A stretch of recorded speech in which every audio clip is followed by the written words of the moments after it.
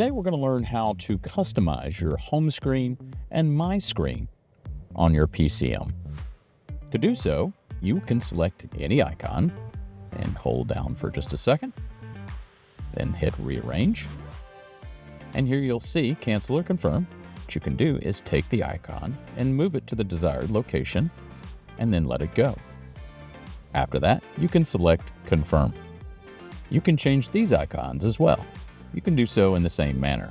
Hold down the icon, select rearrange, then you can drag this icon over into this area. You will see there's a little blue outline on the icon showing the location you are about to replace. After you've changed that icon, select confirm. Now let's configure the MyScreen. You can get to your MyScreen by selecting the home button a second time, and you'll see this blue cursor has moved to the right, or you can take the entire screen and swipe, much like a mobile phone.